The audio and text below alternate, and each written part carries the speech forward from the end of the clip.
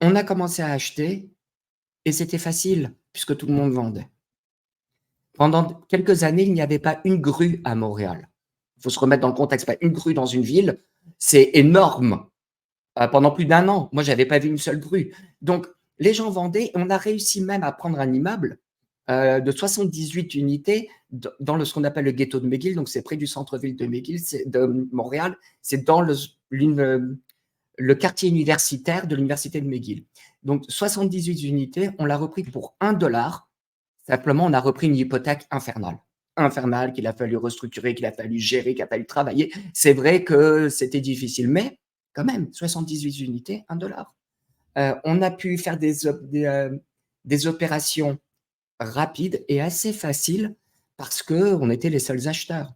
Et ça a formé notre façon de faire de l'immobilier à travers toute notre carrière immobilière. De un immeuble, on est passé à 2, on en a fait 5 en 1 an, puis 12 l'année d'après. Et évidemment, les banques ont récupéré beaucoup d'hypothèques existantes, mais sinon, les banques pouvaient suivre parce que de toute façon, il n'y avait pas tant de gens qui achetaient que ça. Pas dans le coin, en tout cas, où on était. Alors,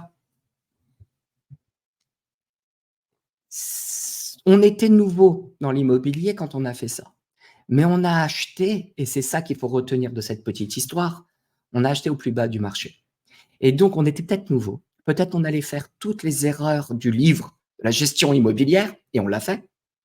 Au tout début, les premières années, on a fait plein d'erreurs. On a rénové trop agressivement, trop tôt, trop rapidement, etc. Alors qu'il fallait savoir le mesurer pour pouvoir avoir plus d'augmentation régulière. Parce que à Montréal, les augmentations sont capées. Ce qui fait que vous pouvez faire $1 million de rénovation, bah, vous n'allez pas les récupérer, c'est pas vrai, parce que vous ne pouvez pas augmenter au-dessus d'un certain pourcentage. C'est pareil dans beaucoup de villes maintenant, mais en tout cas, ce n'était pas le cas dans l'Amérique du Nord. Et à Montréal, c'était comme ça. Donc, il fallait savoir faire tant de rénovations par an pour pouvoir optimiser son rapport entre l'investissement et le retour. Bon, mais au début, on a voulu rénover, on a voulu faire bien les choses, donc on a fait des erreurs, mais le marché nous a porté. On a investi au plus bas ou parmi le plus bas dans cette courbe. Et au fur et à mesure qu'on grandissait notre parc, le marché reprenait et ça nous a porté. On a grandi, alors Montréal, puis le Québec, puis le Canada, l'Amérique du Nord en général, les USA, jusqu'à ce qu'on se retrouve avec 18 000 unités à gérer un peu partout, avec plusieurs équipes. On faisait nous-mêmes notre gestion des propriétés, ce qui fait qu'on mettait la main à la pâte 24 heures sur 24 et pendant plus d'une décennie, presque, oui, bien plus même, tout ce qu'on a fait, c'est qu'on a bossé. On avait le nez dans le travail, on a à peine levé la tête, il fallait négocier avec la banque, il fallait rénover les propriétés, faire le travail immobilier, rajouter de la valeur, changer les ascenseurs, les balcons, augmenter les loyers, aller se plaindre ou se bagarrer à la régie du logement.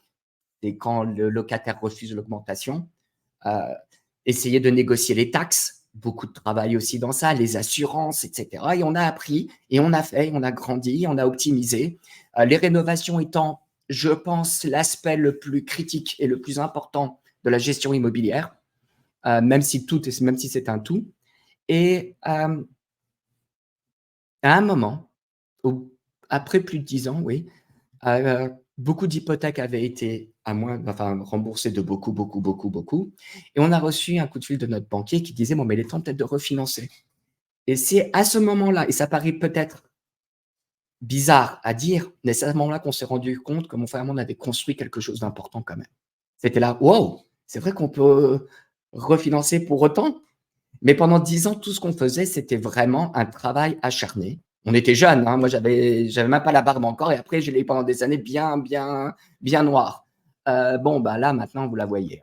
Donc, c'était assez gratifiant de pouvoir dire, bon, bah, on a un certain niveau, on a quand même atteint une belle somme, on a un beau parc immobilier. Puis finalement, pendant le refinancement avec la banque, on a été approché pour racheter des gros morceaux de notre parc immobilier, puis d'autres, et puis après, on les a vendus morceau par morceau. Et on s'est retrouvé mais en ayant vendu vraiment 98% de notre parc immobilier, 90% on va dire, du parc immobilier qu'on avait créé depuis les années 90. Et là, on est en 2006-2007, sachant qu'on avait démarré en 92. Donc, ça vous donne un peu l'idée du temps qu'on a passé à construire cette foncière. Et c'était réellement une foncière, mais déjà, on avait isolé chaque propriété. On avait une décentralisation, si j'ose utiliser ce terme, un peu avancée à l'époque. Mais tout ceci pour dire que quand la crise de 2008 est venue, bon, certains peuvent dire, ah ben, bravo, vous avez vendu au bon moment. Alors, c'est vrai, pour le portefeuille immobilier américain, c'est vrai qu'on avait vendu juste l'année d'avant, c'était parfait. Il n'y a pas de regret parce que on a bien vendu, on était content. Par contre, le parc immobilier canadien, lui, a pris une envolée spectaculaire après 2008. Le monde s'est écroulé en 2008. Le monde s'est écroulé. Le monde immobilier s'est écroulé avec la crise, sauf le Canada. Alors, pour l'anecdote, pendant des années, parce que je parlais à mon banquier tous les jours, évidemment, qui lui râlait sur le régulateur canadien en disant le gouvernement et les régulateurs ne nous laissent pas faire ce que nos confrères aux États-Unis font, c'est l'enfer, ils nous empêchent de travailler, on ne peut pas être compétitif, on ne peut pas être le leverage de la même façon. 2008 arrive. Oui, nous les Canadiens, nous sommes beaucoup plus. Bon, n'empêche qu'il n'y a pas eu de souci au Canada. Au contraire, l'immobilier canadien s'est envolé. Et il y a un petit film YouTube qui montre cette valorisation qui est assez incroyable. Mais il n'y a pas de regret, on a bien vendu. Et j'aimerais donner cette anecdote à ce moment-là. J'avais une personne que je considère un peu comme un mentor qui avait fait une grande fortune. Et je lui avais demandé un jour si j'avais quelque chose à apprendre de son expérience, c'était quoi? Et il m'a dit simplement, n'aie pas peur de vendre trop tôt. Juste, ne vends jamais trop tard. Trop tard. Et peut-être qu'on a vendu l'immobilier canadien trop tôt, mais en tout cas, on ne l'a pas vendu trop tard et c'était bien, on a fait une belle vente. Donc, on s'est retrouvés toujours dans l'immobilier, mon frère et moi, mais on ne créait plus une foncière, on ne créait plus. C'était au lance-pierre. On faisait une opération. C'était ce qu'on appelle en Europe souvent le marchand de biens, fixer-uppers. On achète une propriété, on la rénove, on rajoute un peu de valeur et on la revend. On essayait toujours dans notre façon d'identifier ou de sourcer des biens, de trouver des endroits défavorisés ou qui ne sont pas à la mode. On a eu cette expérience avec Montréal où on a acheté quand tout le monde fuyait et ça nous a suivi toute notre vie. Aux États-Unis, on a eu un quartier qu'on a affectionné particulièrement qui était le quartier de Wynwood à Miami. La raison pour laquelle nous avons choisi Wynwood, c'est parce que c'était le quartier des hangars. C'est là où il y avait les entrepôts. Les hangars, c'était un endroit où il y avait aussi les halfway house, c'est là où il y a les traitements pour les drogués. Donc, beaucoup de violence. Mon frère n'y allait pas après 5 heures du soir. Point. C'était trop dangereux. Il n'y avait que des gros hangars, les entrepôts. C'était à quelques minutes du Design District. Et pourtant, c'était un quartier dangereux. Et on s'est dit, c'est quand même ridicule dans une ville comme Miami qui explose, qui se rénove, avoir un quartier comme ça en plein centre, en plein truc qui est aussi dévalorisé, ça ne peut pas durer. Et on avait vu que Goldman Properties, donc ceux qui ont créé Soho à New York, qui ont développé Soho, ce sont des bâtisseurs de quartiers entiers, avaient commencé à investir à Wynwood. Et nous, on s'est dit, bon, tout ce qu'on va faire, c'est ramasser les miettes, on va suivre. Mais bon, on avait fait cette identification déjà, mais vu qu'il y avait Goldman qui avait acheté déjà plusieurs entrepôts, on s'est dit, bon, c'est le moment. Et on y a été. Effectivement, le marché à nouveau nous a porté. Et c'est ça que l'on recherche dans notre philosophie immobilière. Trouver des endroits qui sont défavorisés, qui paraissent pas bien, que les gens ne veulent pas nécessairement. Pourquoi? Parce que c'est facile à acheter. Parce que les prix sont bas. Et parce qu'après tout, ce qu'il faut, c'est travailler pour ajouter de la valeur et bien sûr essayer de bien choisir aussi pour que effectivement il y ait un potentiel de renouveau économique et renouveau immobilier. Donc, on s'est concentré un peu à Wynwood, mais c'était vraiment des opérations une à une. Et on a fait ça jusqu'en 2011. Et en 2011, nous étions donc en Floride, mon frère et moi, à Miami. Et un jour, on avait un nouveau projet, on est des entrepreneurs, donc on avait un projet qui était de rendre l'or liquide sur Internet. L'or, c'est pas liquide, l'or était, dans les années 2011, l'or était très à la mode, hein. On s'est dit, pourquoi ne pas utiliser la technologie Internet pour pouvoir faire en sorte que tout le monde achète, mais vraiment de l'or, pas de l'or papier. Ils achètent un certificat d'or, mais l'or est dans un entrepôt, il y a la caméra, il y a leur fraction de lingots, il y a, etc. Et en faisant des recherches, on s'est rendu compte qu'en fait, il y en a beaucoup qui avaient essayé avant nous et que ça avait mal tourné pour eux. Plein de problèmes régulatoires, plein de problèmes réglementaires, euh, des difficultés à tous les niveaux. Et l'un de ces témoignages qu'on a vu pendant nos recherches, hein, quand on a un projet, on fait des recherches, elle dit simplement, je laisse la place à toutes ces monnaies digitales émergentes, notamment le Bitcoin. Qu'est-ce que le Bitcoin? Voilà. C'était fin 2011. Oui, c'était fin 2011, novembre 2011. Vraiment Et très, très on a... tôt. Ah oui, très tôt, très tôt. Et au début, j'ai eu la même réaction que tout le monde, hein. Rémi, donc c'est mon frère, il devait être là, mais il est en voyage en ce moment. Rémi, c'est un scam, c'est sûr, ça profite à quelqu'un, c'est pas possible. J'ai quand même downloadé le white paper de Satoshi, et en le lisant, il est assez court, hein, c'est une lecture, si on fait abstraction des formules mathématiques, c'est une lecture facile. Il a amené des réponses élégantes à tous les doutes et les questions que l'on peut avoir. Donc, on s'est dit, pourquoi ne pas essayer? On a downloadé donc le programme gratuit pour miner sur notre laptop. Bon, ça n'a pas très bien marché. Sur le laptop, ça n'a pas marché du tout même. Mais on a acheté une carte graphique sur newegg.com qu'on a fait venir, on l'a installée, puis on a commencé à miner. Et une carte graphique, on a miné des bitcoins, on a revendu les bitcoins. À l'époque, c'était sur Mt. Gox, donc tout le monde sait ce qui s'est passé avec. On a reçu donc l'argent, on a acheté 4 cartes graphiques, puis 32, puis des milliers. Et au bout d'un moment, on avait 7 data centers complets, remplis de cartes graphiques qui minaient des bitcoins aux États-Unis. Et avant d'avoir ces 7 data centers, on est passé par toutes les phases d'aventure de l'électricité qui saute du local où on avait commencé. Heureusement que l'électricité était à la charge du propriétaire. On a fait fondre les tubes en PVC parce qu'il faisait trop chaud dans le local. Enfin, on a eu toutes ces aventures-là. C'était remarquable. Et on a découvert Bitcoin à ce moment-là. Et on s'est pris de passion pour, comme vous l'avez pu le comprendre. On a fait tout le cycle des cartes graphiques jusqu'au FPGA, puis au premier ASIC, puis aux ASIC un peu plus performants. Donc, la puce devient de plus en plus petite. Et on a créé la première ambassade Bitcoin au monde, à Montréal, ce qui était un des immeubles qu'on avait sur le boulevard Saint-Laurent, un tout petit immeuble de 3 étages que l'on a dédié à la communauté Bitcoin. À l'époque, blockchain, Bitcoin, c'était un peu la même chose, hein.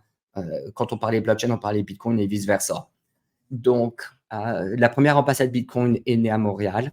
Et dès 2013, ça c'est en 2013, mais dès cette époque, nous parlions déjà de comment faire pour rendre l'immobilier sur blockchain, comment mettre de l'immobilier sur blockchain. Parce que très rapidement, tout le monde s'est rendu compte, le Bitcoin, c'est génial. C'est génial. Et puis, la mission d'origine du Bitcoin était vraiment disruptive. Mais ce qui était de plus intéressant, c'est la technologie derrière, qui est la blockchain. Et tout le monde s'est rendu compte que la monnaie, donc le Bitcoin, n'est qu'une application de cette blockchain, et c'est pas celle qui est la plus intéressante ou la plus challenging. Donc, comment faire pour amener de l'immobilier dessus? En fait, c'est pas simple. D'abord parce que même si la blockchain est programmable, c'est vrai, la blockchain Bitcoin est un enfer à programmer. Et ça, il y a très peu de gens qui le savent, mais elle n'est pas programmable facilement. Il n'y a pas de scripting language. Il n'y en a pas. Il n'y a pas de Turing Complete Language. On ne peut pas faire de boucle, on ne peut pas faire de trucs, etc. C'est très difficile. Et donc, la technologie n'était pas mûre pour pouvoir développer quoi que ce soit. Est survenu quelques années après Ethereum. Ethereum a tout changé. Ethereum, d'un coup, il y a un langage pour programmer une blockchain. C'est ça, les smart contracts, etc. Mais c'est ça la révolution qu'a amené Ethereum à la blockchain, à la technologie de la blockchain. Et d'un coup, la technologie permettait de faire des tokens ou des contrats qui représentaient de l'immobilier. Donc la technologie vers 2016 était prête. 2016, oui, ouais, 2016, c'est ça, on pouvait commencer à imaginer la chose. Mais le juridique ne suivait pas.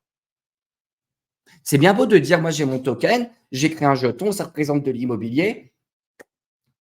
Il est au nom de qui l'immobilier? Il appartient à qui et juridiquement ça vaut quoi? Et si jamais il y a un juge qui dit bah moi je suis désolé, je sais pas ce que c'est qu'un token, c'est sur le registre c'est telle personne, bah voilà, l'investisseur, le token holder n'a rien. Donc juridiquement, c'était pas possible de faire le lien entre les deux. La tokenisation de les tokens, on va dire Ethereum surtout, prend beaucoup d'ampleur, ça grandit. Et un jour, aux États-Unis, il y a eu un précédent, que je ne retrouve plus d'ailleurs, mais il y a eu un précédent qui est d'un juge qui a reconnu que les parts d'une LLC, donc une LLC c'est comme une SARL en Europe, une SARL et une LLC c'est le même, et donc il n'y a pas d'action, mais il y a des parts sociales. Donc des parts sociales de la LLC qui avaient été représentées par un jeton sur Ethereum, donc un token, avec son token il avait vraiment des parts sociales de cette LLC. Donc, tous les contrats étaient valables, donc tous les machins étaient ceci, et donc il devait avoir une sa quote-part des profits que la LLC avait fait, comme s'il était partenaire, quoi. Eh bien, ce juge a créé un précédent. La tokenisation de société était donc devenue possible, juridiquement, légalement. C'est en novembre 2018 que nous, on a eu vent de cette décision par nos avocats. Qui nous ont appelé, ah Jean-Marc, Rémi, vous cherchiez des trucs, ça peut peut-être vous intéresser à tout hasard. Sachez qu'un juge a reconnu qu'un token était vraiment un truc. C'était novembre 2018. En février 2019, Realty était incorporé. Puisque tout ce qu'il savait et tout ce qu'il fallait faire, c'était prendre une propriété, la mettre dans une LLC, tokeniser la LLC pour être propriétaire de l'immobilier par l'entremise d'une société, évidemment, mais propriétaire quand même d'un bien unique.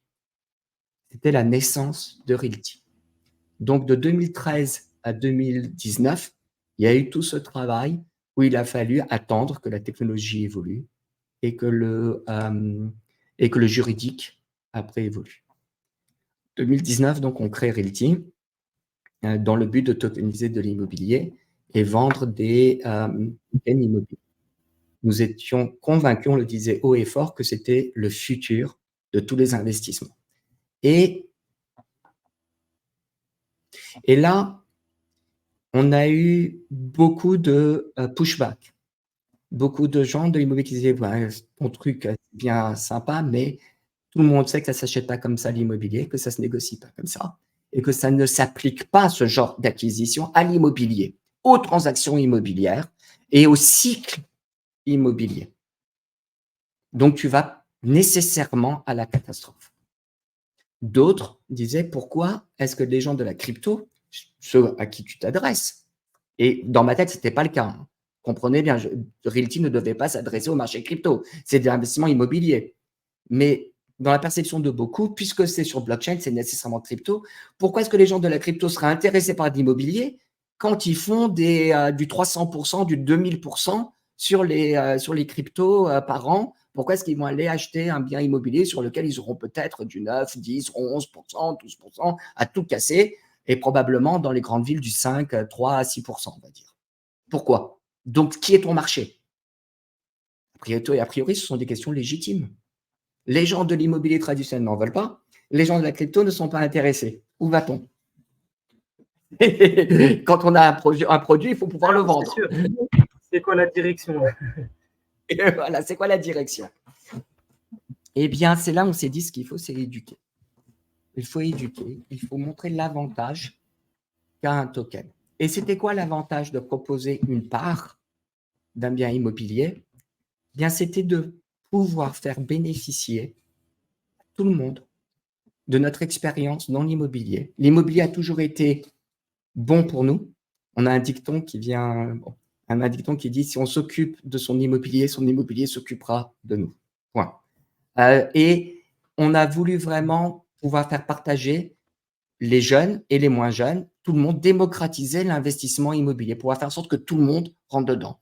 Et en immobilier, puisque c'est un revenu régulier qui grandit avec le temps et la valeur se prend lentement, plus on est jeune dedans, le mieux c'est. Mais le problème, c'est que les jeunes n'ont pas accès. Parce qu'ils sont jeunes par définition et les barrières à l'entrée dans l'immobilier sont élevées et complexes. Donc, avec la tokenisation, on pouvait écraser ces barrières à l'entrée. Donc, on pouvait vraiment démocratiser l'investissement immobilier, ce qu'on a fait à partir de 2019. Alors, moi, j'ai été dans mes universités, j'étais à l'université américaine, donc, aux États-Unis. Donc, j'ai été voir mon ancienne université, j'ai fait ma présentation, j'ai pas eu un seul token holder de là-bas, pas un. On m'a dit pour $50, je pourrais faire la fête.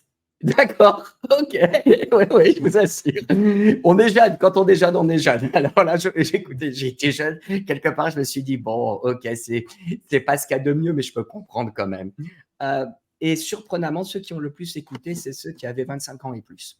Et surtout ceux qui avaient 30 ans, qui ont compris vraiment que c'était le moment de construire son portefeuille immobilier, qu'à partir de $50, pourquoi pas? Et surtout, quel est le risque?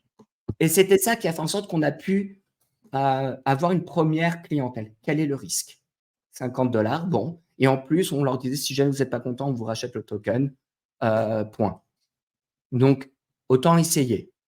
C'était petit la première année, 2019, on n'a fait que 2 ou 3 propriétés. Et les choses allaient tranquillement. On a essayé la technologie, on l'a développée, on essayait de voir comment ça se passait.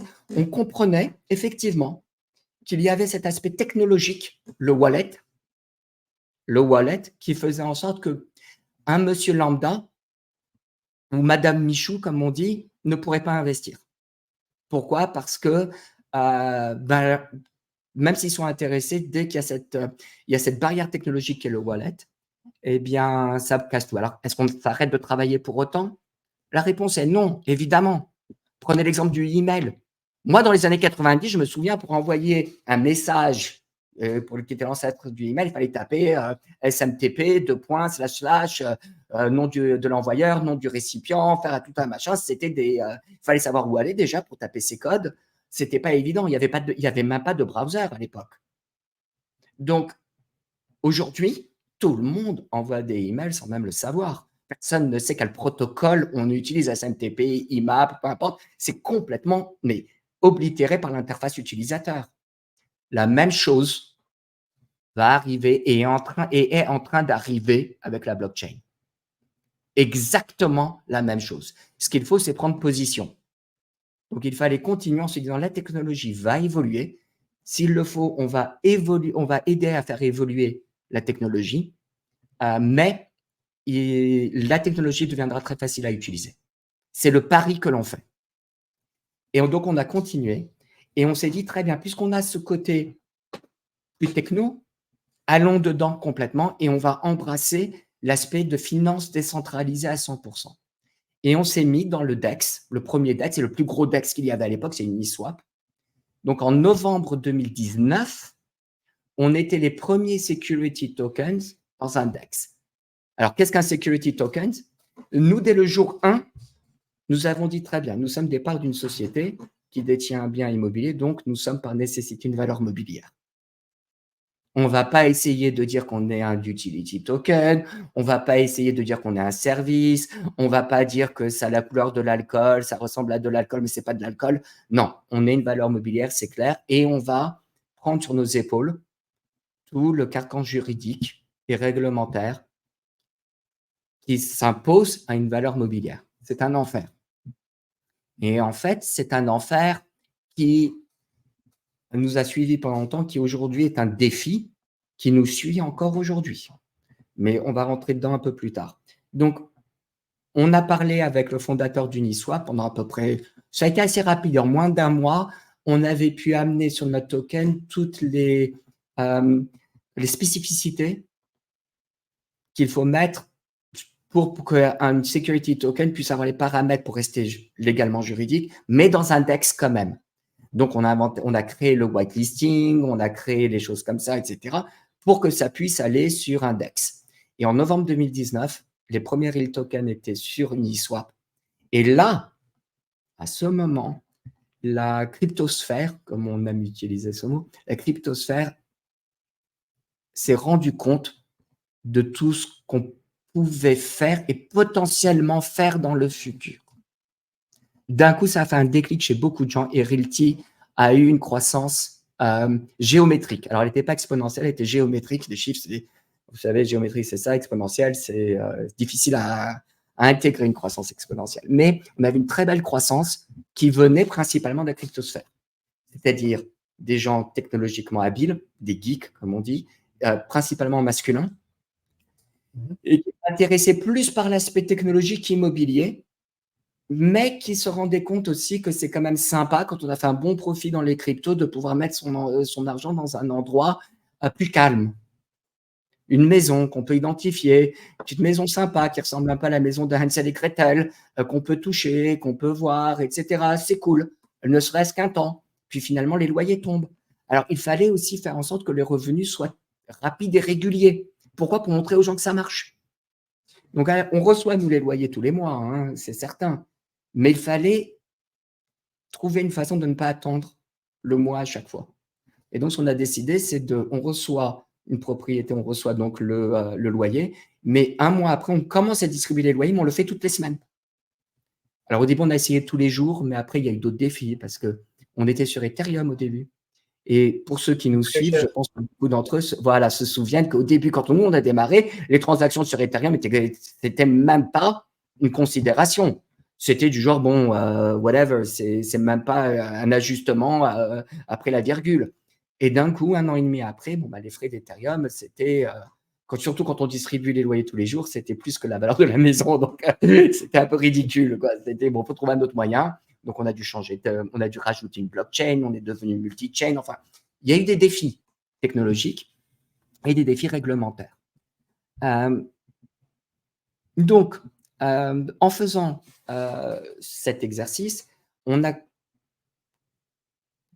commencé à démontrer la puissance d'un token. Et on s'est dit, c'est sur ça qu'il faut miser. Pourquoi est-ce qu'on s'embête à mettre une technologie, une couche technologique supplémentaire pour un investissement fractionnalisé?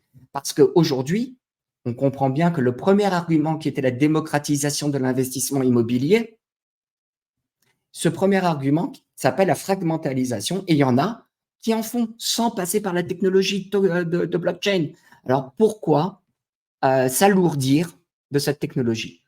Mais parce que cette technologie amène beaucoup de choses en échange. Elle amène beaucoup d'avantages. On parle de fragments, donc d'accessibilité, c'est vrai. On parle aussi de liquidité, la possibilité d'acheter et de vendre ce token sur un marché au début primaire, puis un marché secondaire. C'est très important. On parle aussi de pouvoir utiliser, bénéficier de protocoles qui sont en plein développement et en plein essor dans la finance décentralisée, dans l'espace blockchain. Je vais donner un exemple.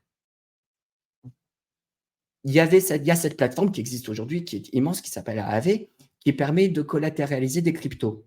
C'est-à-dire qu'on a un bitcoin, ben, on peut le déposer, on emprunte contre, et puis avec cet argent, on peut acheter d'autres choses, on fait ce qu'on veut, on peut acheter d'autres bitcoins, enfin, on a un effet de levier. Eh bien, on a parlé avec l'équipe de Aave, on a travaillé ensemble pendant plusieurs mois cette fois-ci, et on a créé le RMM qui permet de collatéraliser un real token. C'est fait pour les real tokens, mais c'est la plateforme, c'est le code source de Aave. Donc, on utilise le protocole d'Aave, qui est un protocole open source sur la défi. On peut prendre son real token. La maison, elle, on imagine que la maison la propriété n'est pas hypothéquée, mais le token, on l'amène, on le dépose sur le RMM, on le nantit, on emprunte des stablecoins contre, et avec, on peut s'acheter un café si on veut, mais le but, c'est d'acheter d'autres tokens. Et avec ces autres tokens, on les prend, on les remet sur le RMM, on emprunte à nouveau pour en racheter. Et on fait une boucle comme ça. En quelques clics, il n'y a pas de dossier à soumettre à son banquier. Il n'y a pas d'attente. Il n'y a pas d'approbation ou pas des systèmes. C'est juste clic, clic, clic et c'est fait. Et le risque de défaut ou quoi que ce soit est porté sur le token, mais pas sur le bien sous-jacent, pas sur la propriété. Donc, les risques de 2008 ou de machin, ils sont pas là. C'est vraiment personnalisé et individualisé. Ça permet d'aller beaucoup plus vite et d'un coup, on utilise un protocole DeFi à l'immobilier. On utilise un outil qui ne pouvait pas exister avant la blockchain sur de l'immobilier grâce au real token et grâce au protocole. Je vais vous donner un autre exemple. Avec des protocoles intelligents, on peut simplement obtenir une assurance sur le revenu locatif. Alors oui, les assurances, ça existe, mais la différence, c'est que comme AAV, j'ai donné ce nom, donc ce protocole, c'est une plateforme de lending décentralisée, c'est-à-dire qu'il n'y a pas un groupe derrière qui prête l'argent. C'est tous les utilisateurs, il y a des prêteurs, il y a des emprunteurs, et on peut être à la fois prêteur et emprunteur. Eh bien, là aussi, dans les assurances, on peut être assureur et assuré, ou les deux, ou l'un ou l'autre. Donc, on a créé un POC, un Proof of Concept, qui montre que il est possible, par exemple, si on a une rentabilité, on va dire, pour prendre un chiffre simple, de 10%, on sacrifie un point de rentabilité, mais tant qu'on a sacrifié ce point de rentabilité pour aller payer une prime d'assurance, on est sûr d'avoir notre revenu locatif sur la période couverte. Ça peut être un mois, ça peut être une semaine, ça dépend de la prime. Donc, on a fait le proof of concept chez Realty, ça fonctionne parfaitement bien. Il y a des edge cases, des cas un peu compliqués, mais on a dû. Là, on attend en fait d'avoir des agréments parce que après, bon, on rentre quand même dans des industries réglementées, lourdes, et on ne peut pas opérer aussi simplement dans cet espace. Donc, le POC a fonctionné. Là, on est en attente de pouvoir le relancer comme il faut. Mais je dis tout ça pour montrer quoi? C'est qu'on a donc l'accessibilité, on a la liquidité, on a les outils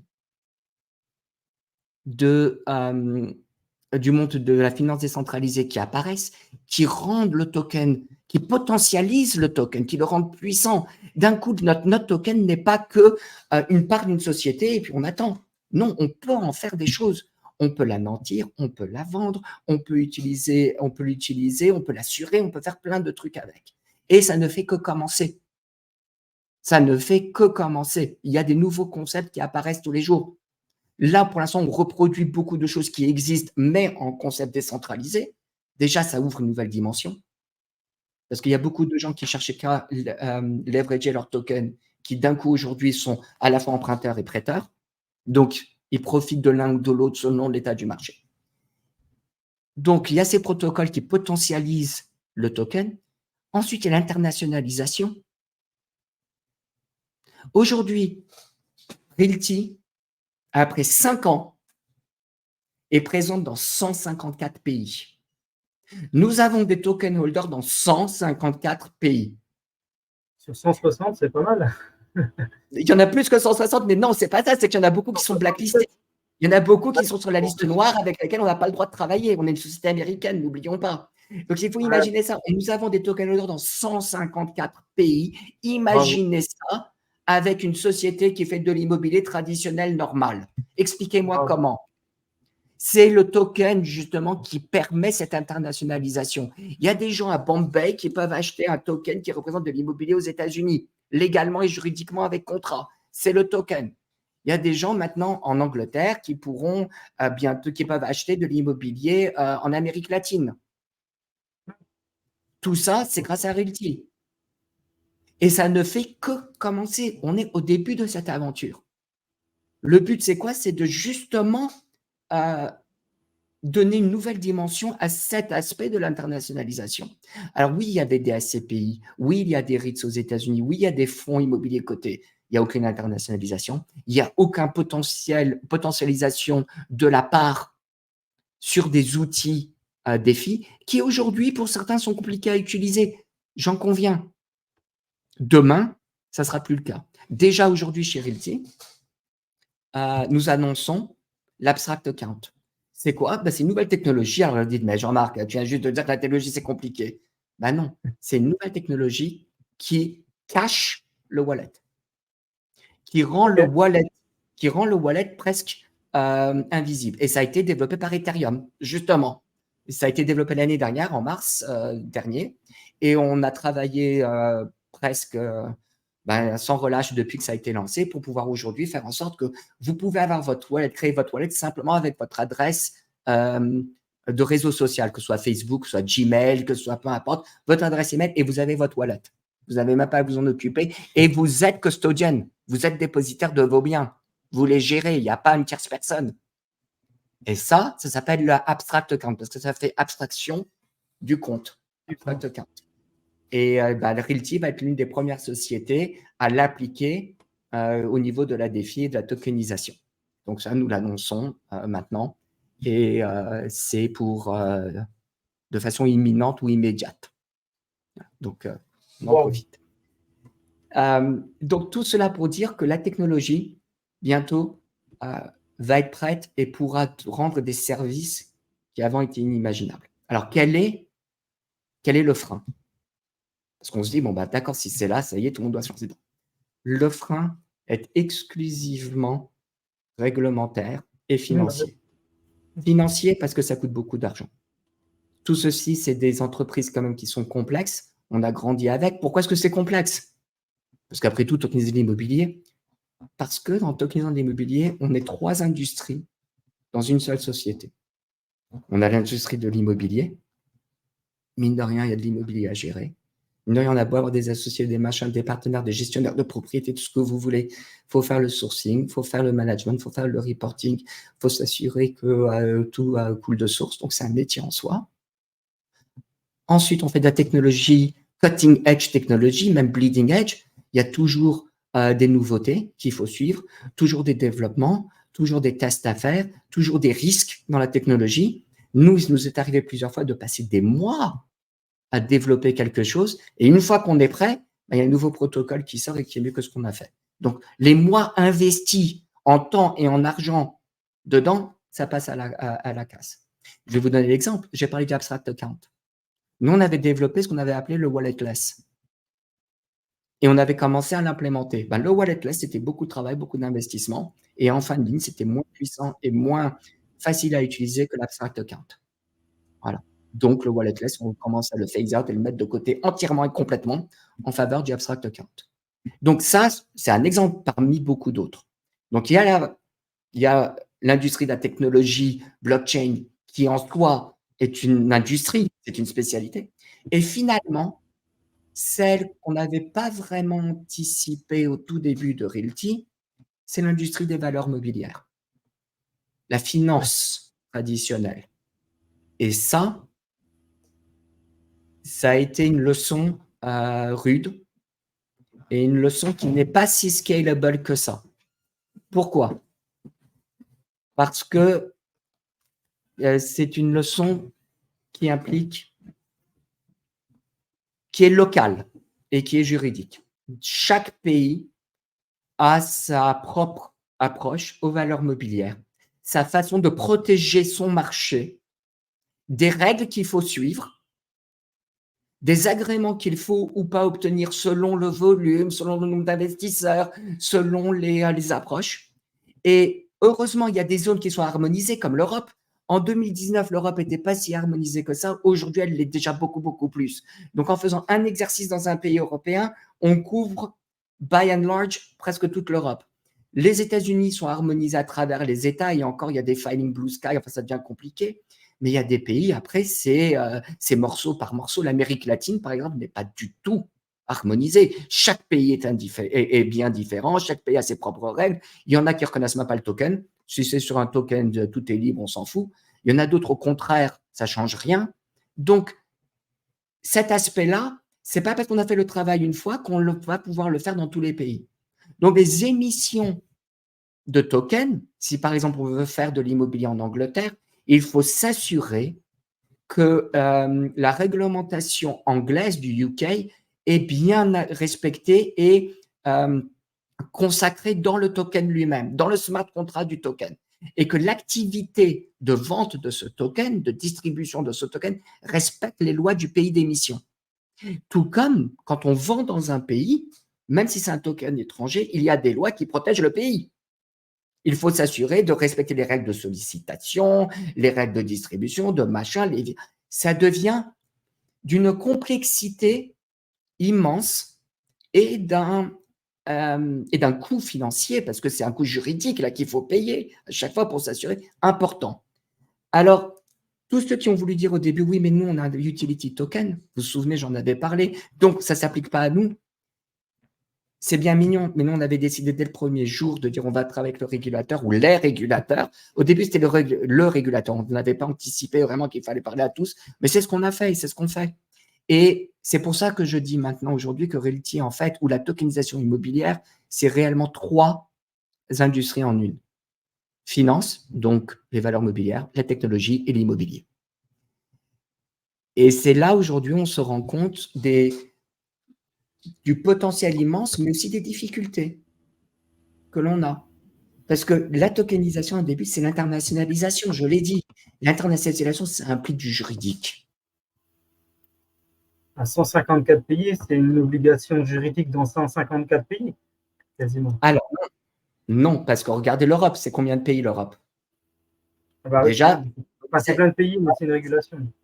c'est une régulation harmonisée. Donc déjà, tous les pays d'Europe, c'est une régulation qui est harmonisée et plus ou moins vraiment quand c'est d'investissement étranger. Après, bon, il y a peut-être des petites différences, mais elles ne sont pas si importantes que ça. Donc déjà, ça permet de ça. Ensuite, il y a d'autres pays. Bon, il y a du travail, mais il y a du travail que si on dépasse un certain montant, nombre d'investisseurs ou montant en dollars, ça dépend des pays. Ce qui fait qu'en fait, il y a des pays où on est présent, mais on n'a pas une grosse footprint, on n'a pas pénétré beaucoup, on a quelques token holders, ça permet de rajouter un plus 1 au pays, mais ça ne suffit pas pour qu'on ait à faire tout un exercice juridique. Il y en a où c'est simplement plus de un token holder, plus d'un investisseur, il faut parler au régulateur. Il y en a, c'est minimum de 150, il y en a, c'est un minimum de 1000, il y en a, on ne vous embête pas tant qu'il n'y a pas tant de millions de dollars d'investis. Après, il faut jongler, il faut parler. Donc, en fait, il y a des pays dans lesquels on est présent, mais qui nécessitent très, très, très peu de travail. Il y a des pays, il y a beaucoup de pays où on aimerait être présent de façon beaucoup plus prononcée et surtout de pouvoir faire des émissions de ce pays, c'est-à-dire pouvoir faire des tokens représentant de l'immobilier de ce pays. Par exemple, en Angleterre, Londres a subi, enfin, nous, on pense que très bientôt, ça va être un bon moment d'acheter en Angleterre. On aimerait pouvoir émettre des tokens représentant de l'immobilier anglais. C'est du travail. C'est du travail. Ce n'est pas évident. Là, c'est tout un processus. Pareil pour l'Europe. Token en Europe, ça fait longtemps que nous en parlons à Realty.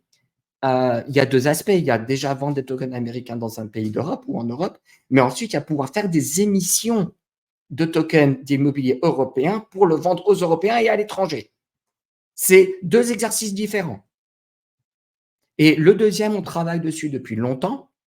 On en parle chez Realty depuis presque 1 an et demi, 2 ans, pour vous dire, et on en a encore pour 1 an de travail. Alors oui, on peut tokeniser aujourd'hui en Europe, hein. En France, en Belgique, on peut tokeniser. C'est facile. Mais qu'est-ce qu'on fait de son token? C'est ça la question.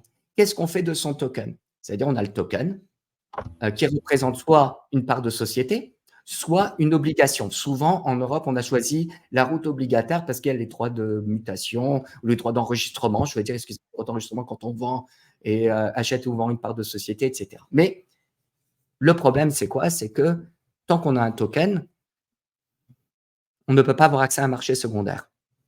C'est interdit. C'est pas reconnu. Point. Ouais, le marché secondaire n'est pas encore assez développé et même la régulation est compliquée. Et du coup, la régulation l'interdit. On ne sait pas quoi en faire, quoi.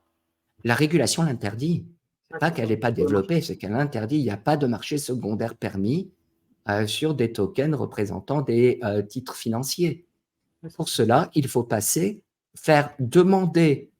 Alors, je vais vous expliquer en fait, parce qu'on travaille dessus. Alors, tout ce qui est les DIP, les DLT, etc., c'est bien intégré. Il y a un effort européen mené par l'ESMA qui dit simplement très bien, la technologie blockchain, on la reconnaît, elle est géniale.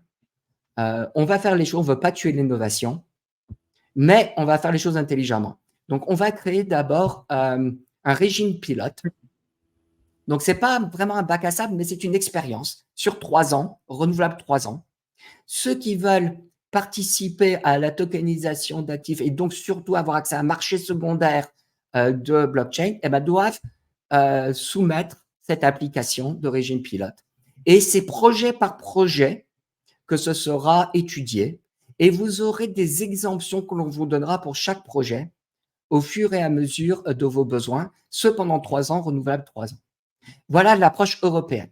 Seulement, voilà, par projet. Ce n'est pas un agrément que l'on obtient, comprenez-moi bien. Ce n'est pas du genre très bien, c'est une licence que vous avez ou un agrément, vous pouvez maintenant faire ceci ou cela. Non. Vous devez avoir certains agréments, certes, oui. Déjà, ça c'est given, ça c'est un prérequis. Mais si vous voulez avoir accès à un marché secondaire sur la blockchain, dans ce cas-là, il faut faire partie du régime pilote. Et à l'origine, le régime pilote avait été dessiné pour les institutionnels. Donc, c'est quand même des demandes d'exemption lourdes, compliquées. On parle de bouquins. Pardon? Cher aussi. C'est cher. Ah oui, le juridique est un investissement sans fin et qui n'est pas scalable. C'est-à-dire qu'il se répète dans chaque zone juridique. Il se répète pour le refaire de zéro à chaque fois. Et en plus de ça, il évolue. C'est-à-dire qu'on a fait le travail. Ça serait trop facile. Et ce serait trop facile. Mais en plus, on a fait le travail, on est bien, oui, vous êtes bien pendant 1 an. Après, il y a des nouveaux machins, il y a des nouveaux trucs. Ah non, ça va, quoi. C'est bon, j'ai montré pas de blanche, non? Ah non. Donc, mais en Europe, donc, il y a ce régime pilote. Et en fait, je trouve que c'est une bonne initiative. Parce que même si c'est très difficile et si c'est très coûteux, au moins, ça ne tue pas la blockchain et ça permet vraiment d'en voir les avantages et d'en voir qu'est-ce qu'on retient ou pas.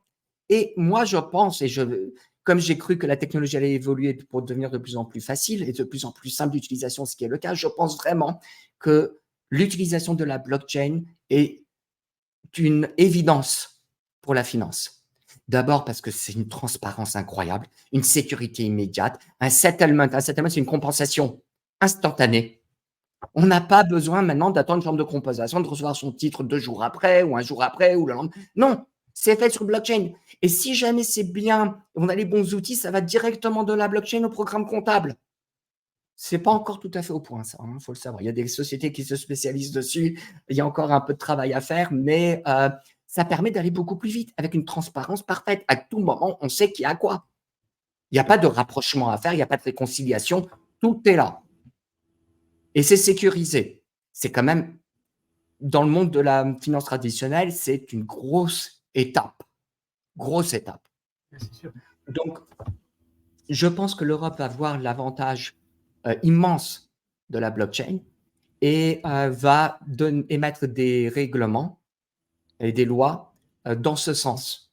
Alors, on a vu l'année dernière, en 2023, des scandales après scandale après scandale dans toutes les sociétés qui étaient des sociétés centralisées, il faut dire ce qui est, mais qui faisaient des cryptos, etc. Et ça a été une hécatombe, une série de dominos qui tombaient. C'était assez honteux pour l'industrie de la crypto, il faut le dire. Et je pense que ça a créé une certaine crainte chez beaucoup de régulateurs en disant « c'est quoi ce bordel ?» Excusez-moi de le dire aussi crûment, mais c'est quoi ce truc-là? C'est qui ces gens-là? En fait, c'est des jeunes, ils croient tout permis, ils sont anarchistes ou ils sont libertariens ou ils pensent que c'est tellement innovant leur truc qu'ils n'ont pas besoin de s'appliquer aux règles, qu'on a mis des centaines d'années à bâtir. Et si elles existent aujourd'hui, c'est parce qu'il y a eu des abus dans le passé déjà. Donc, elles existent pour une raison. Alors, peut-être que par la suite, les raisons ont été perverties et puis après ceux au pouvoir ont voulu faire ceci ou cela. C'est un débat dans lequel je ne veux pas rentrer. Ce n'est pas important. Ce qui est important, c'est de dire que s'il y a des règlements, des lois, il faut les respecter. Surtout, elles sont là pour des raisons. Eh bien, beaucoup de ces jeunes entrepreneurs ne pensaient pas que ça s'appliquait à eux. C'est faux. Point. Et je pense qu'aujourd'hui, justement, une des volontés du régulateur, c'est de dire on a déjà des acteurs dans la finance traditionnelle qui respectent bien les lois, qui respectent bien, qui comprennent l'importance du compliance, du reporting, etc. Eux pourront profiter et bénéficier de la technologie et en faire profiter les investisseurs. Le petit entrepreneur qui vient et qui se dit moi j'ai tout nouveau et rien ne s'applique à moi, on n'en veut pas. Je le comprends, mais ça fait mal. Donc en 5 ans de Realty, qu'est-ce qu'on se dit aujourd'hui? On se dit, on a vu les abus qu'il y a eu par des petits entrepreneurs. On sait que l'initiative blockchain est venue d'entrepreneurs, justement, c'est ce qui a permis de le nourrir, de le développer. Chez Realty, on a démontré, on a démarré avec une petite propriété à 60 000 $. Hein. C'était le premier truc. Donc, on ne parle pas de niveau institutionnel du tout, on parle vraiment de l'entrepreneuriat pur et dur. On a amené beaucoup de nouveautés. On a montré que c'était possible. On a montré qu'il y avait des avantages. On a montré qu'il y avait des avantages qui n'existaient pas avant. Et de dire aujourd'hui simplement, ça va être que pour ceux qui sont déjà des mastodons, c'est du genre, bon, ok, mais l'argument se tient aussi. Donc, ce qu'il faut, c'est essayer de dire, très bien, il y a des associations à faire, il y a des partenariats à faire. Il y a peut-être qu'il y en a qui ont atteint une certaine taille pour avoir certains départements et montrer patte blanche comme il faut. Mais l'évolution, je pense, de la tokenisation aujourd'hui va vers ça. Parce qu'il y a eu parce que, bon, il y a des lois qui existent et il y a eu des abus. Voilà ce que je pense. Maintenant, il y aura, je pense, toujours aussi une certaine zone de flexibilité pour l'entrepreneur. Et il y aura aussi des domaines dans lesquels la tokenisation, parce que là, on a parlé de tokenisation immobilière. Bien sûr. Realty a démarré la tokenisation immobilière. Pourquoi? Parce que c'est ce qu'on connaît. Hein, parce que Rémi et moi, on vient de l'immobilier. Donc, qu'est-ce qu'on tokenise? On tokenise ce qu'on connaît. Je ne vais pas m'inventer dans quelque chose que je ne maîtrise pas du tout. Sinon, je ne peux pas amener l'avantage de mon expérience. Donc, mais Real Token, ce sont des Real Tokens, des tokens d'actifs du monde réel. Le but, c'est de trouver les bons partenariats et associés pour pouvoir tokeniser n'importe quel sous-jacent. D'ailleurs, au bout de 5 ans, on s'est rendu compte de quoi? On s'est rendu compte que l'expérience propriétaire, elle n'est pas pour tout le monde. Je m'explique. On se dit, bon, moi, je veux de l'immobilier, je veux pouvoir profiter de l'expérience. Avec le temps, ça prend de la valeur. J'investis même 50 $. Les pourcentages restent le même. Que ce soit 50 $ ou 5 millions de dollars, l'augmentation et la rentabilité, c'est la même en pourcentage. Donc, je grandis avec le temps. Et en plus, Realty permet de composer les revenus, ce qui n'existe pas dans l'immobilier, il faut le dire. L'immobilier, on reçoit son loyer, voilà, merci. Chez Realty, le token, on peut le réinvestir automatiquement dans un autre token d'une autre propriété qui, elle aussi, ramène de l'argent, ramène aussi des loyers. Donc, on compose les revenus. Ça aussi, c'est quelque chose qui était impossible avant. Donc, on est dans cette logique, et d'un coup, il n'y a plus de locataires. Il n'y a plus de subventions, il n'y a plus de locataires, il n'y a plus de machin, zéro. On était habitué à une certaine rentabilité, tout allait bien. Qu'est-ce qui se passe? Le locataire, on a envoyé une lettre pour augmenter le loyer. Il n'a pas voulu, il s'est cassé. Il faut investir, il faut rénover le logement, il faut le repeindre, il faut le truc. Ça prend 1 mois, 2 mois, 3 mois. OK, on n'est pas content, mais on comprend. Ça prend 6 mois, ça peut arriver quand on a des milliers d'unités, ça peut arriver. Ça prend 6 mois, ça prend plus. On est vacant. Que se passe-t-il? Il y aura toujours un pourcentage plus challenging, plus difficile qui sera toujours en train de tourner. Et d'un coup, l'investisseur se dit « c'est pas ce que je voulais quand j'ai investi ». Alors, on comprend bien ça chez Realty, mais on s'est dit aussi, d'accord, dans ce cas-là, il faut, comme dans la finance, il y a plusieurs types d'outils. Il y a les obligations, il y a l'équité, il y a equity, donc. Eh bien, il nous faut aussi diversifier le type de token que l'on propose. Justement, parce qu'il y a différents types d'investisseurs. Et ils découvrent en fait leur profil. Et c'est ça qu'on a compris nous aussi, c'est que l'investisseur lui-même découvre son profil en investissant. Pas en lisant, pas en se disant c'est ce que j'aimerais avoir. C'est en le vivant qu'il découvre son propre profil.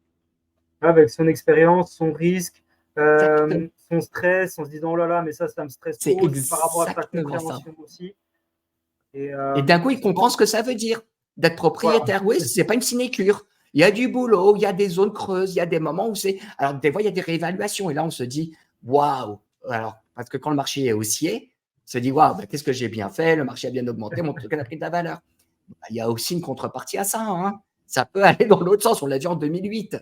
Bon, ça dure un temps. Si on est là solide, on tient bon. Et après, ça repart de plus belle. Mais il faut pouvoir avoir ce goût dans ce genre d'investissement. Pour certains, ce qu'ils veulent, c'est le yield. Ils ne regardent que ça. Et ils aiment savoir que à la fin de chaque mois, ça va tomber. Dans ce cas-là, une approche plus traditionnelle d'une obligation est plus appropriée. Il y en a, je vais vous dire, qu'ils s'en foutent complètement du yield. Ils sont là, moi, vos 10% par an, je suis désolé, vos 8% par an, je m'en tape. Point. C'est pas ça qui m'intéresse. Ce qui m'intéresse, c'est la valorisation, le gain. Dans ce cas-là, pour eux, c'est pas une foncière qu'il faut. Ce qu'il faut, c'est vraiment le métier de marchand de biens. Ce qu'il faut, c'est vraiment acheter des ruines ou des propriétés plus ou moins en mauvais état, les rénover, rajouter de la valeur, les stabiliser, bien les louer et les revendre. Et ça dure un certain temps, 1 an, 2 ans, 3 ans, et c'est tout. Point. Et là, il n'y a pas de revenus. Par contre, il y a un exit qui est agréable. Donc ça aussi, c'est un type de token que l'on doit, c'est un type d'investisseur que l'on doit servir. Donc on doit émettre, on doit créer des tokens qui représentent ce genre d'investissement. Et d'investisseurs.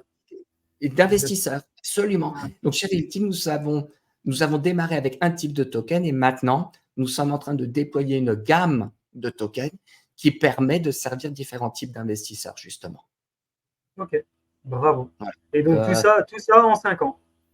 Tout ça, c'est en 5 ans, absolument. En 5 ans.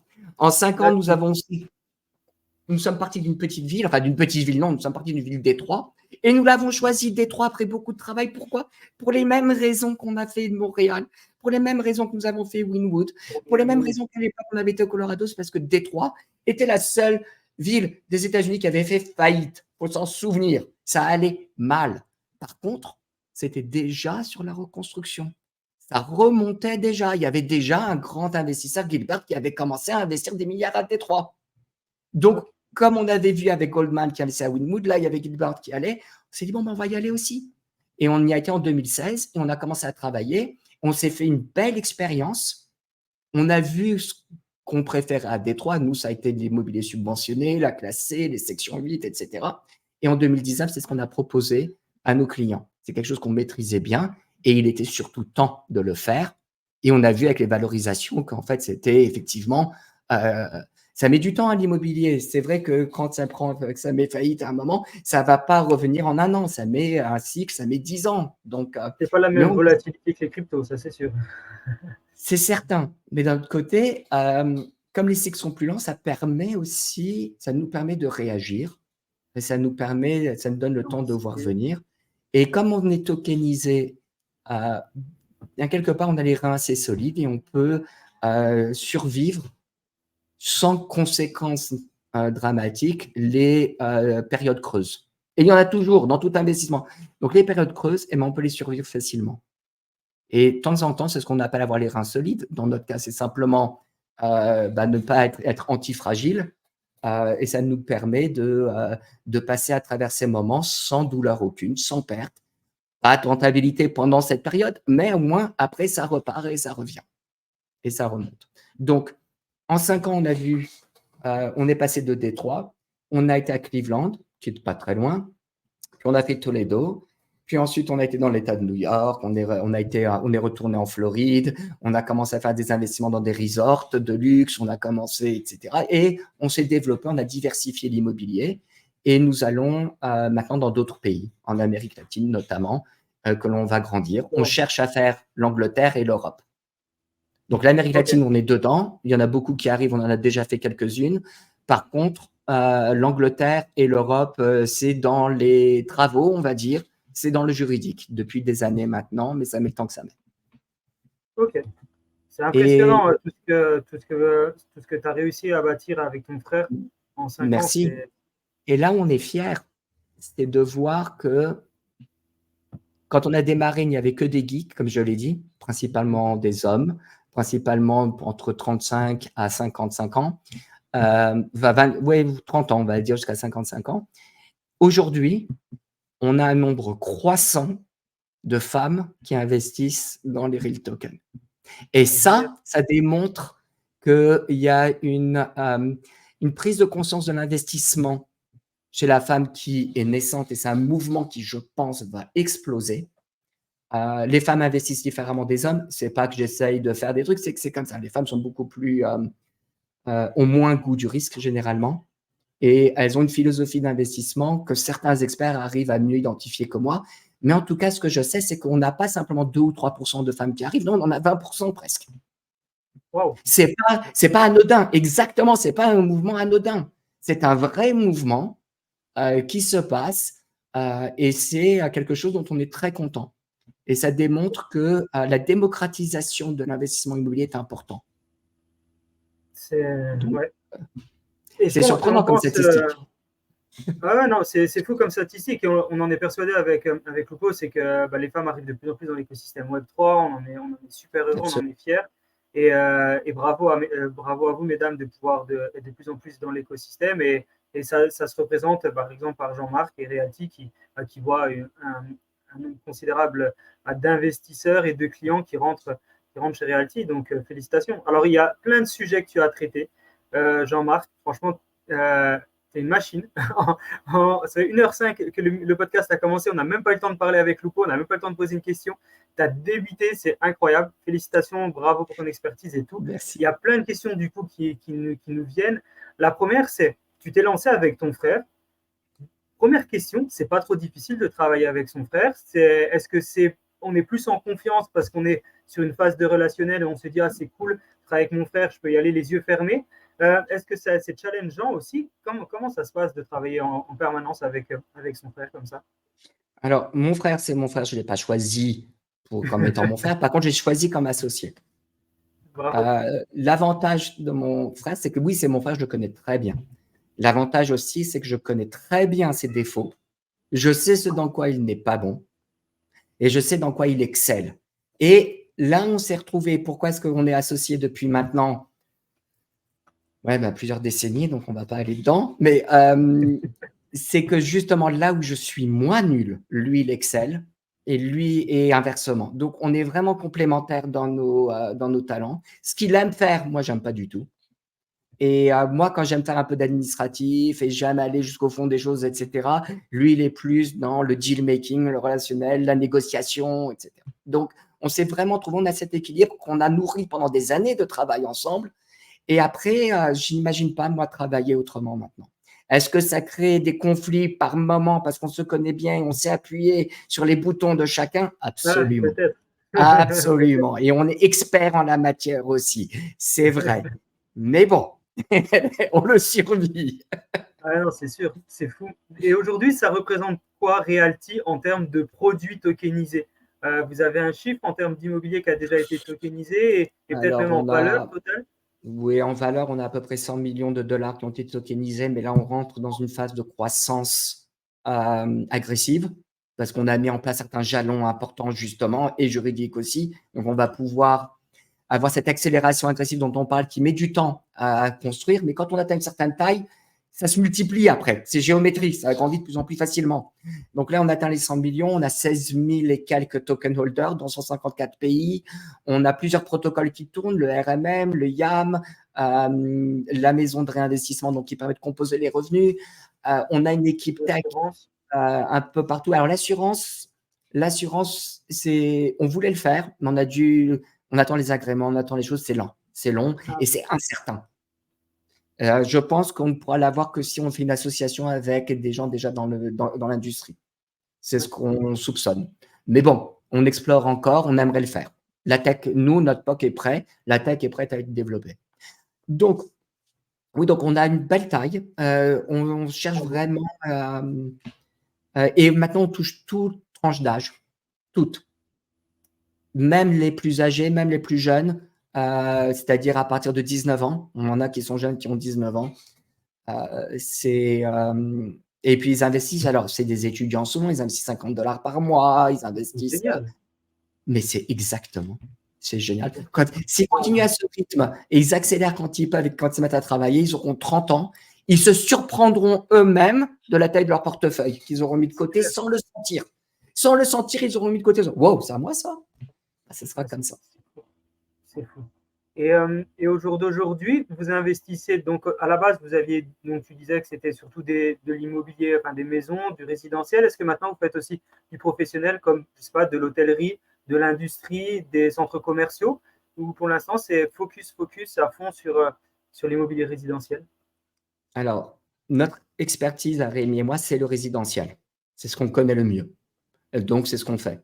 Là, on va amener des experts dans Realty, des associés ou des gens qui vont venir, qui sont experts dans leur domaine, dans l'hôtellerie, dans les resorts de luxe, dans le court terme, dans les bureaux. Parce que les bureaux, ça va super mal. Ça va Ouais. super mal, les bureaux, c'est vrai. Mais donc, c'est pour ça qu'on regarde. Nous, on pense qu'il y aura une mutation profonde et définitive de l'utilisation des bureaux, mais moi, du moins, je ne crois pas du tout que les gens vont être en télétravail toute leur vie, constamment à 100%. Je ne crois pas. Je crois qu'il y a un retour au bureau qui s'impose. Peut-être qu'il ne sera pas aussi intense et omniprésent, mais il va être là. Les gens vont retourner au bureau, les sociétés ont besoin de travailler ensemble, et la collaboration par écran interposé, ça demande un certain tempérament. Il y en a qui arrivent très bien, il y en a qui n'y arrivent pas du tout. Tandis que quand on est ensemble dans un bureau, les idées coulent plus facilement. Et surtout, on est moins bloqué sur un problème. Quand on est seul devant son écran, on se dit, bon, il faut que je résolve ça.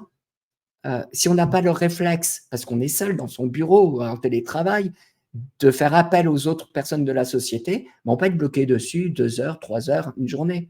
Tandis que quand on est dans un bureau, on est là, oh, mince, comment est-ce que je fais ça déjà? Et d'un coup, il y a un collègue qui dit, ah ben ça, tu le résous comme ça, et puis voilà, c'est fini, on a passé même pas 30 secondes, on ne sait même pas que c'est un problème. Ben ça, on le perd. On le perd en télétravail. Donc moi, je suis d'un certain âge, j'ai vu l'avantage du télétravail et je connais l'avantage aussi de la centralisation. Donc, je pense que le bureau est un bon investissement avec une certaine recherche et des certains critères à placer. Je ne les maîtrise pas à 100%. Donc, je vais chercher des experts. Mais oui, on cherche à se diversifier dans l'immobilier et dans d'autres choses que l'immobilier. Bah oui, c'est ce que tu disais avant. Ça va être quoi? Ça va être l'art? C'est quoi ton objectif après l'immobilier? Alors, beaucoup de gens tokenisent l'art, ils tokenisent des collectibles, ils tokenisent des voitures de collection, ils font un peu on regarde chez Realty un peu à tout. On aime beaucoup aussi le non-coté, le private equity, des choses comme ça qui, à notre avis, sont très bien placées pour être tokenisées. Très bien placées. Et on espère que d'ici fin 2024, début 2025, on pourra proposer une gamme de biens autres que l'immobilier qui sera riche et intéressante pour tous et toutes. Pour toutes et tous. Toutes et tous. Ok. Alors oui, j'ai répondu à toutes tes questions parce que j'avais une trame et on m'a dit raconte ton histoire. Par contre, je dois vous dire un truc, c'est que j'ai parlé 1h05, je vous assure que je peux parler 48 heures d'affilée sur la tokenisation. Donc, si vous avez des questions, allez-y, n'hésitez pas, je suis heureux de pouvoir partager tout ce que je sais. Ah non, mais c'est incroyable. Et en plus, on sent que tu ne te retiens pas et que tu fais ça avec le cœur. Parce que souvent, les gens qui connaissent des choses, ils les gardent pour eux. Ils disent, non, moi, j'ai la recette du Coca-Cola. C'est ma recette de Coca-Cola, je la donne à personne. Et toi, tu vas pas dans les top secrets de Realty et c'est normal parce que c'est confidentiel. Par contre, tu as tout expliqué de A à Z. Comment tu l'as conçu avec Rémi, comment tu as décidé d'y aller, pourquoi tu y allais, quels sont vos focus actuels, mais quels sont vos focus futurs. Enfin, en fait, tu n'as pas de fin. Tu dis tout ce que tu peux dire, c'est génial. Vous savez, moi, j'ai toujours cru que quand on a une bougie et la lumière de la bougie qui est allumée, si on donne la flamme à une autre personne et on allume sa bougie, on n'enlève pas la sienne. On a toujours sa lumière. Donc, franchement, la partager, moi, c'est avec bonheur que je le fais. Et l'écosystème a besoin de bien comprendre que la tokenisation, ce n'est pas les scandales qu'il y a pu avoir l'année dernière, etc. C'est vraiment le futur de l'investissement c'est le futur de la finance traditionnelle, comme l'email était le futur de la communication, du fax et de tout ce qu'on veut. Personne n'utilise un fax aujourd'hui. Voilà. Ah ouais, t'as bien raison. Moi, j'ai une question par rapport à l'immobilier. Bon, j'en ai plein, mais prenons la première question. Euh, la gestion de tout le parc immobilier, au début, vous le faisiez avec ces 18 000 unités à Montréal, vous le faisiez vous-même. Est-ce que maintenant, en mode realty, vous le faites aussi encore vous-même ou vous déléguez cette partie-là? Non. Alors, on a fait pendant longtemps la gestion immobilière. Quand on a créé Realty, on ne voulait plus le faire. Ouais, Ça, c'était pas du tout vacciné, plus vieux, et surtout, on savait qu'on allait être occupé avec la tech.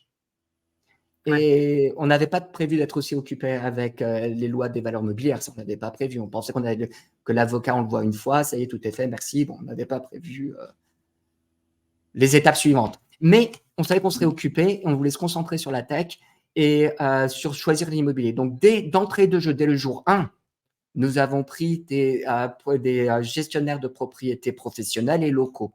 Et souvent, quand on a grandi, on en prend 2 ou 3 par ville pour s'assurer qu'il y en a toujours, on les met en compétition. Et si jamais il y en a un qui fait des bêtises, on peut toujours changer. Donc, on a tout de suite pris des gestionnaires de propriétés locaux professionnels, donc tout de suite. Et nous, on fait ce qu'on appelle le asset management, c'est-à-dire qu'on gère les gestionnaires de propriété. On lit les rapports. Comme on vient du métier, on sait aussi quelles questions demander. S'il n'y a pas un truc, pourquoi est-ce que d'un coup, la buanderie a rapporté si peu? Qu'est-ce qui s'est passé? Il y a une machine qui a cassé ou quoi? Enfin, pourquoi est-ce qu'il y a un changement là? Ne me dis pas qu'il y a eu que pour rénover cette unité, il a fallu autant de peinture. On connaît le coût par litre, on connaît la taille de l'unité. Bon, au bout d'un moment, il y a des règles dans l'immobilier, des ratios qui s'appliquent, qu'on connaît tous, qui sont remarquablement précises et justes et qu'on sait lire. C'est un métier, point. Donc, on fait du asset management. Là où on a été un peu surpris, enfin, on a eu un peu de mal, c'est dans la quantité de closing qu'on fait. Closing, c'est l'acte authentique. C'est-à-dire, il faut préparer les documents, il faut faire les trucs, il faut faire le machin, on va chez le notaire. Alors, aux États-Unis, il n'y a pas vraiment besoin d'un notaire, c'est ce qu'on appelle un title agent. On va devant le title agent, on signe, tous les documents sont là, merci, au revoir. Ben ouais, mais quand on en fait 350 dans une année de 360 jours, ça fait beaucoup de closing, beaucoup de documents. Que la propriété soit grande ou qu'elle soit petite, il y a toujours un certain nombre de documents minimum à avoir, ça implique beaucoup de travail. Et d'un coup, une personne, ça ne suffit pas pour faire tout ça.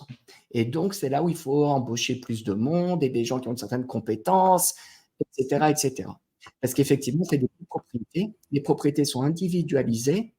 Ça a plein d'avantages, surtout pour l'investisseur. Ça a plein de désavantages, point de vue répétition des coûts administratifs.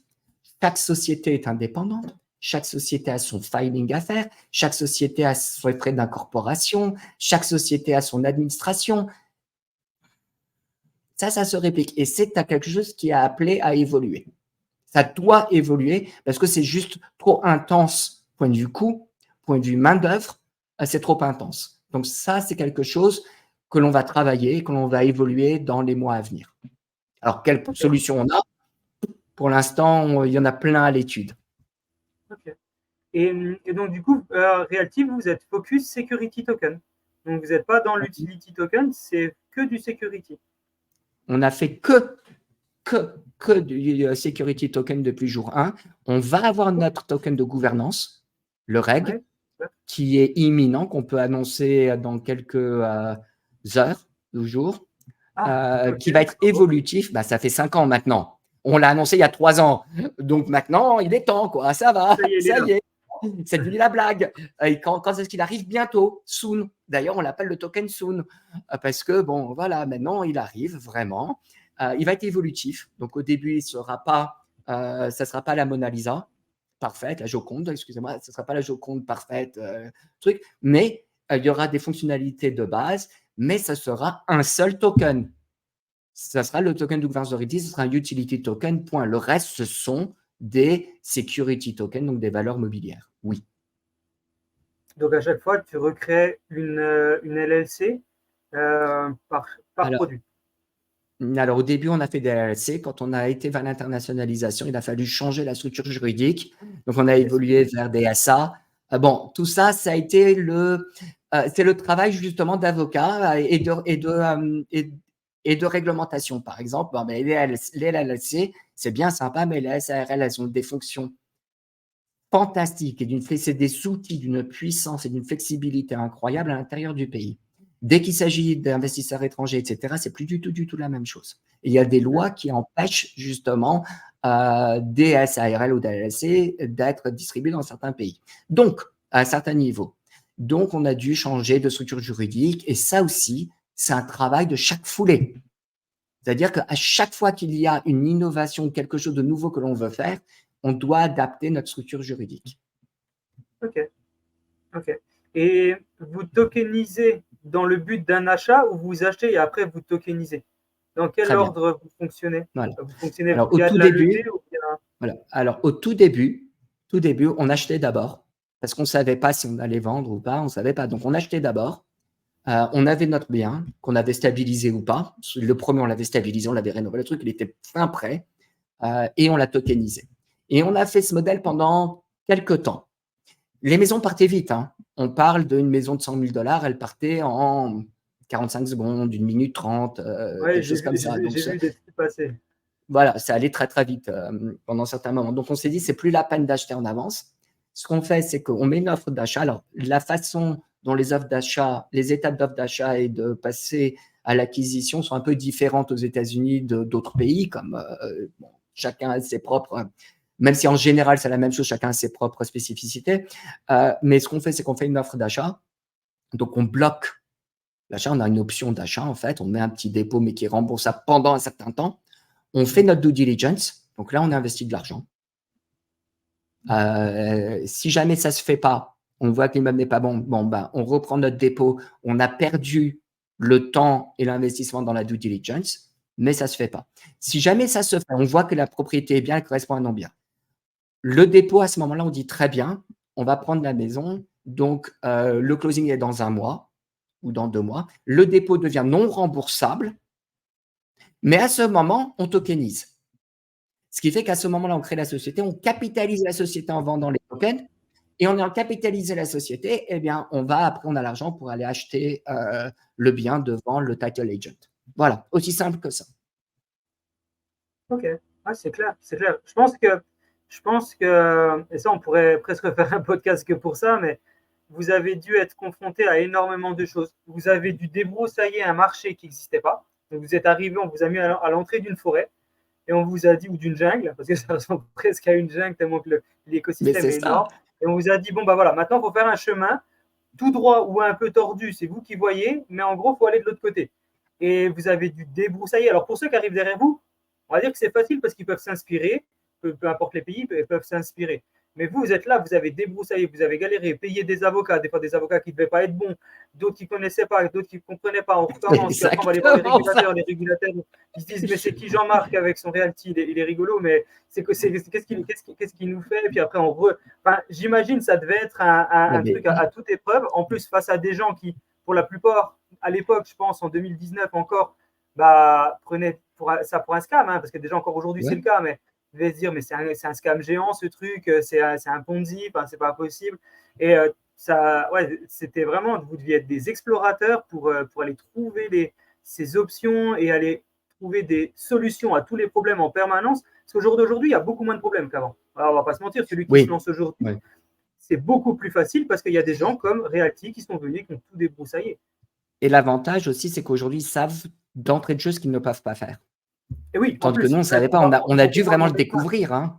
Exactement. Non, il ne faut pas aller par là. C'est un sens unique. Point. Ou alors, c'est une dead end. Point. Vous rentrez là-dedans, il n'y a pas de chemin. Nous, on a, comme Rémi dit, moi je dis, on n'a pas pavé le chemin. Rémi dit, on a payé le chemin. On a vraiment investi dedans. On voit ce qu'on peut faire, ce qu'on ne peut pas faire, ce qui est plus facile et rentable. Et surtout, on comprend mieux les étapes du business. Et ça vaut de l'or. Donc, quand on démarre, on peut démarrer plus rapidement. Bon, d'un autre côté, c'est vrai que même si la régulation est beaucoup plus claire, donc les avocats aussi s'y connaissent mieux. C'est important. Parce que moi, j'ai des avocats qui m'ont dit, bon, il faut faire ça comme ça, ça comme ça, ça comme ça. Je le fais. Et les régulateurs qui me disent, c'est quoi ce bordel? Ça m'est arrivé, ça aussi. Ah oui. Je vous assure. Ah, On oui, est bien là, sûr. bon, bah, écoutez, monsieur le régulateur, qu'est-ce que vous voulez? Voici, nous, ce qu'on désire faire. On désire le faire comme il le faut. On est des valeurs mobilières, c'est certain. Est-ce que c'est possible ou pas? Si c'est pas possible, voilà. Si c'est possible, comment est-ce qu'on fait? Et on le fait. Bon, puis généralement, il y a une négociation, il y a un temps, il y a une adaptation. Et on va dire que le régulateur est en général compréhensif. Dans certaines limites, ce qui est normal, hein, il fait son métier. Il est dans une situation difficile aussi. Être régulateur aujourd'hui, se réveiller le matin et se dire je dois gérer blockchain, qui quand même change le paradigme complet du dépositaire traditionnel, du truc, etc., c'est quand même un calvaire. Voilà. Et après, il y a FTX, il y a les Voyager, il y a voilà, Celsius et tout ce qu'on veut. Bon, bah, ça effraie. Moi, je comprends très bien. Ah, c'est sûr, hein, ça doit. Bah, justement, on a fait un podcast il n'y a pas très longtemps avec Anne, qui était directrice juridique de l'AMF pendant justement l'arrivée de la blockchain à l'AMF. Elle est restée là-bas 8 ans. Et elle nous a expliqué tout le processus en voyant cette technologie arriver, se dire, mais qu'est-ce qu'on va faire de ça? Et de mettre en place le PSAN et tout ce qui va avec. Enfin, voilà, c'est fou, mais elle nous a expliqué tout l'envers de ton décor. Et c'était aussi très, très intéressant à écouter. Et d'ailleurs, je te le recommande, le podcast, si tu as l'occasion de l'écouter. Il est juste incroyable. Anne Maréchal a amené beaucoup à l'écosystème européen, pas que français, Tellement. à l'écosystème européen de la blockchain. Quelque part, le régime pilote dont j'ai touché mot il y a quelque temps, elle est aussi derrière. Hein. Elle est aux prémices du DLT, ouais. Non, c'est clair. C'est clair. Donc, et là, actuellement, vous avez quoi comme immobilier en Europe? Parce que tu as dit que maintenant, vous attaquez le marché européen. Vous avez déjà des produits, vous attendez les agréments? On attend d'avoir ce qu'il faut avec le régulateur. On a plein de cibles. On n'a absolument aucun achat de fait. On en a, il y a des gens qui nous attendent, qui sont très sympas. Ils nous disent, on adore l'idée, on va garder le truc. On est prêt à partir si besoin. On ne fait rien tant qu'on n'a pas justement les agréments qu'il faut, régime pilote ou autre. On fait des associations, on en a parlé avec, on a fait l'association avec TFC, WeSeed, etc. Mais les partenariats, parce qu'on veut aller de l'avant. Et il y a des étapes à respecter. Mais donc aujourd'hui, pour l'instant, ce n'est pas prêt. On attend que le travail avec les régulateurs européens et du Commonwealth, donc UK et autres, avance. Ok, d'accord. Ouais, c'est pareil. Ils avancent bien, mais ça met le temps que ça met. C'est pareil au début de la jungle et ça y est, t'es reparti avec ton sabre, aller couper les branches. Avec la hachette, c'est exactement ça. Avec la hachette, waouh. En fait, c'est intéressant parce que vous voyez, au début du régime pilote, c'est pour ça qu'il n'y a pas eu tant de soumission que ça. Pourquoi? Parce que le réflexe des gens, c'est de dire pourquoi est-ce que je vais aller moi en premier? Qu'ils y aillent, qu'ils débroussent le chemin, qu'ils le payent. Exactement. Après, moi, je vais 1 an après, ben, je vais beaucoup plus vite. Alors oui, ils auront 3 mois d'avance, mais ils n'auront pas 1 an d'avance. Ouais, c'est sûr. Parce que moi, j'irai plus vite fort de leur expérience. Toi, et en plus, le régulateur aussi apprend. Ils vont travailler 3 mois pour la même chose. C'est exactement ça. Et toi, ça va te coûter 1 million, puis eux, ça leur coûtait 100 000 euros, puis encore. C'est exactement ça, le raisonnement de beaucoup, absolument. Donc, ils disent, pourquoi me lancer dedans? Autant être patient. Il faut savoir quand bouger son pion aussi. Bon, après, il y a les entrepreneurs qui sont un peu plus casse-cou, qui sont un peu plus trucs, ou qui y croient avec passion, et qui disent, non, il faut y aller, c'est tout. Et moi, aujourd'hui, je me situe entre les deux. D'accord, je comprends. Et sur la partie réglementation, on ne va pas faire un podcast 100% régulation, mais donc on sait qu'en Europe, le marché secondaire, il n'est pas régulé, il est même interdit. Actuellement, par contre, aux États-Unis, c'est possible. Dans certaines restrictions et contraintes. C'est-à-dire que c'est pas sauvage. Ouais. Ça ne l'est pas. Il y a des conditions à respecter, il y a des choses à mettre dans son contrat, il y a des limites à ne pas franchir, il y a de la technologie à ne pas développer, parce qu'on pourrait avoir un marché secondaire hyper performant, mais il y a certaines choses qui sont interdites. Point. Le match bargain engine, etc. Alors là, on rentre dans une autre catégorie d'agrément. Et donc, on doit limiter certains outils volontairement pour rester dans les clous. Mais ça, bon, bah, c'est l'expérience, c'est le travail. C'est justement ce dialogue avec le régulateur qui permet de savoir ce qu'on peut faire, ce qu'on ne peut pas faire. Et quand on va voir le régulateur en amont en disant « voici ce que j'ai fait, voici ce que j'aimerais faire, etc. Est-ce que c'est possible ou pas ?» il regarde d'un meilleur œil que la personne qui dit simplement « moi, j'ai fait ci. » Et voilà. Et de toute façon, j'ai un utility token, donc ça ne vous regarde pas. Hein, ben, on va voir ça. Ça, c'est à moi de décider si ça me regarde ou pas, quoi. C'est fou ça. Et donc, du coup, on a parlé rapidement de ton incursion, on va dire, au monde de la tokenisation et de la blockchain. Mais en gros, c'est venu sur le fait qu'il y avait l'or.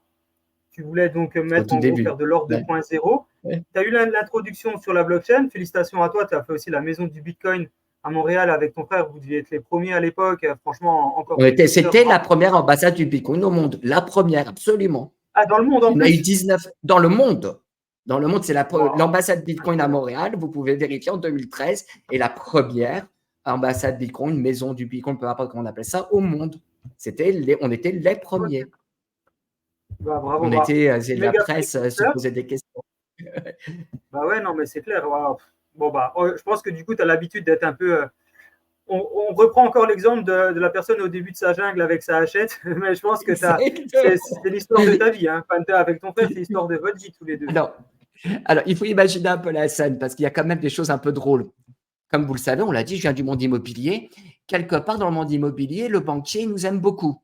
Bonjour, monsieur Jacobson, comment allez-vous? Venez, entrez dans le bureau, on allons déjeuner, etc. Un jour, bon, je reste quand même en très bon contact avec mon banquier, même si j'ai vendu le portefeuille immobilier. Et un jour, il apprend que Jean-Marc et Rémi, ils créent l'ambassade Bitcoin. Il faut se remettre en 2013. Le Bitcoin, c'était quoi? Les gens aujourd'hui qui encensent la blockchain et la tokenisation, etc., disaient exactement l'inverse. Les mêmes personnes disaient exactement l'inverse sur la blockchain, le Bitcoin, etc., que ce n'est qu'une mesure du blanchiment d'argent dans le monde, que cette technologie n'est utilisée que par les escrocs, etc. Donc, d'un coup, je passe d'une personne qui vient de l'immobilier, qui est respectée par son banquier, qui est dans les clous, comment dire, qui crée l'ambassade Bitcoin. Et ben, je peux vous dire que j'ai un banquier, j'arrivais, non seulement il ne prenait pas mes appels, j'arrivais même pas à franchir le bureau de la secrétaire. Donc, ça fait un choc. Ça fait un choc, on est là, mais dans quoi est-ce que je me suis lancé? Dans quoi? Attends, je ne suis pas tout jeune, j'ai 30 ans d'immobilier derrière moi et d'un coup, voilà, mon banquier ne me parle même plus.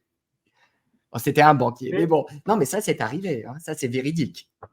Ouais, parce qu'il s'est dit, ça y est, Jean-Marc est parti dans un truc scam, Jean-Marc est parti dans un autre monde, on va être obligé de se protéger en limite en lui disant, bah, Monsieur Jacobson, merci beaucoup pour tous vos services, pour ces années, la partie immobilière, mais là, vous n'êtes plus dans la bonne direction, donc on vous banne, quoi.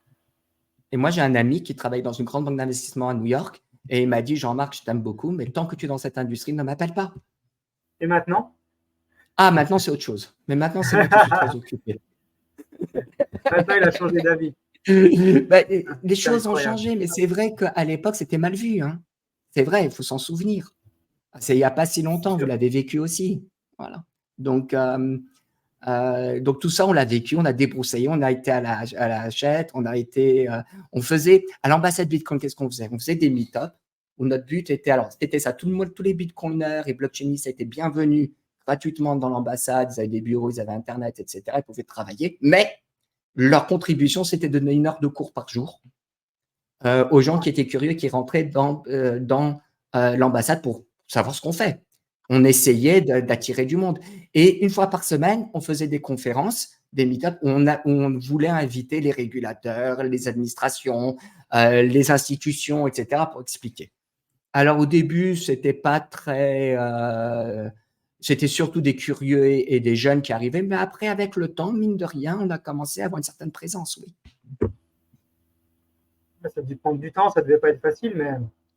Mais c'était de très bonnes années. C'était de très bonnes années. On a rencontré des gens incroyablement intéressants, des gens incroyablement doués et talentueux, des gens qui n'avaient pas froid aux yeux aussi, des gens un peu bizarres, je ne le cache pas aussi, des gens qui étaient c'était un peu lunaire leur façon de voir le monde, mais c'est enrichissant. C'est enrichissant de voir des gens tellement différents de qui on est ou de notre vision du monde.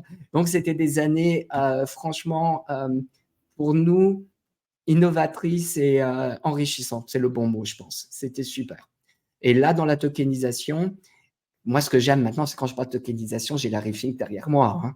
Donc, c'est du lourd. Là, ça y est, c'est BlackRock. Là, ça y est. Je fais sérieux maintenant. C'est cool. Avant, tu faisais scam et maintenant, tu fais visionnaire.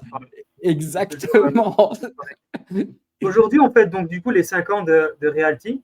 Bravo, bravo encore à toi et à ton frère.